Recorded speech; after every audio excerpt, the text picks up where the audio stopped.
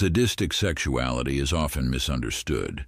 It is not, at its psychological core, a love of causing pain. It is not the expression of a cruel personality, and it is not the fantasy of someone who enjoys suffering in a moral sense. In depth psychology, sadistic sexuality is the transformation of fear into mastery, of helplessness into control, of emotional chaos into a predictable ritual. It is the psyche's attempt to rewrite an experience that once overwhelmed it, using intensity as a shield against vulnerability. A sadistic impulse rarely begins in adulthood.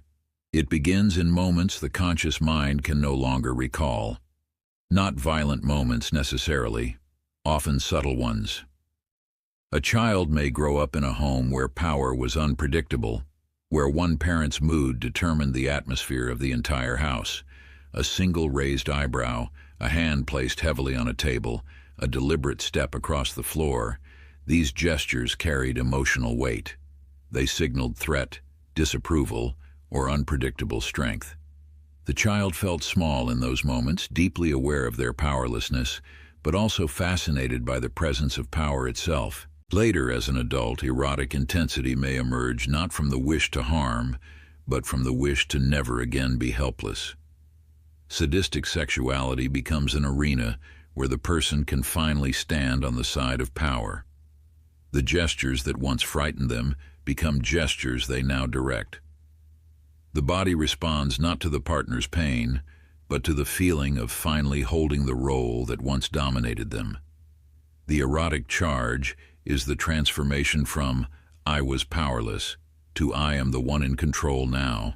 Consider someone whose desire is triggered by the stern tone of a lover's voice, the slowing of a partner's breathing, or the physical act of immobilizing another person. These details are not about cruelty. They are emotional symbols. The voice represents authority that once felt dangerous. Now, it becomes controllable.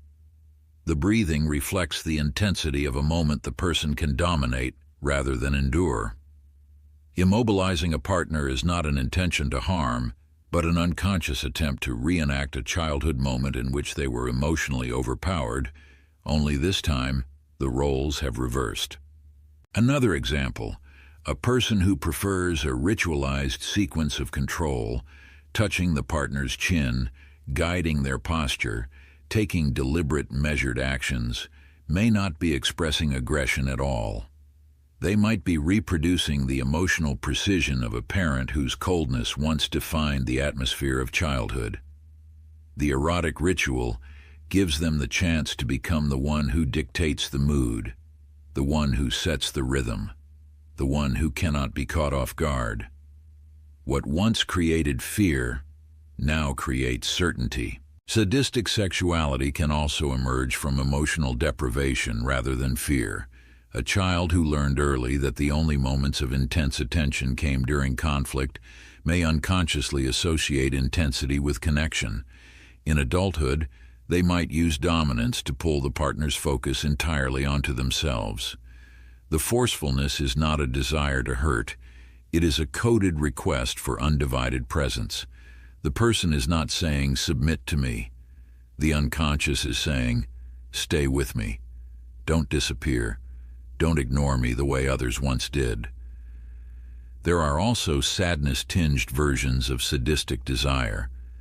A person raised by a parent who was distant, unpredictable, or depressed may develop a fantasy in which they control the emotional state of another person completely. In this scenario, dominance becomes a symbolic triumph over the emotional unreachability of the caregiver. What is being conquered is not the partner, but the memory of someone who could never be moved.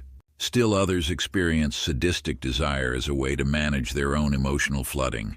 The strict structure of dominance, commands, rules, control, creates a psychological boundary that keeps overwhelming feelings at bay. While tenderness feels frightening, intensity feels safe because it is contained. The erotic scene becomes a container for emotions that would otherwise feel unbearable. But sadism carries a paradox. The very structure that protects the person also isolates them. They can approach closeness only through power. They cannot allow themselves to be touched emotionally, so instead they orchestrate touch physically. They cannot allow spontaneity, so they choreograph intensity. They cannot risk being exposed, so they expose only the partner. The ritual ensures that the sadistic individual never has to confront the original wound. Understanding sadistic sexuality means seeing the emotional intelligence behind it. Sadism is not violence, it is adaptation.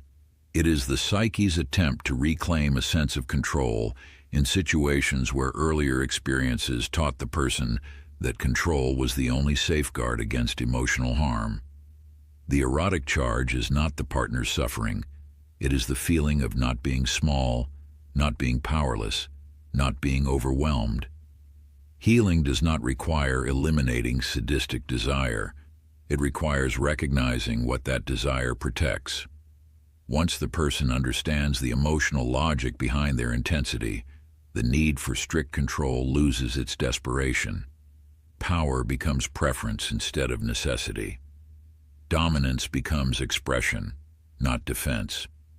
And intimacy becomes possible without the constant choreography of fear. Sadistic sexuality is not the shadow of cruelty.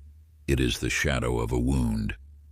And when the wound becomes visible, the desire does not disappear.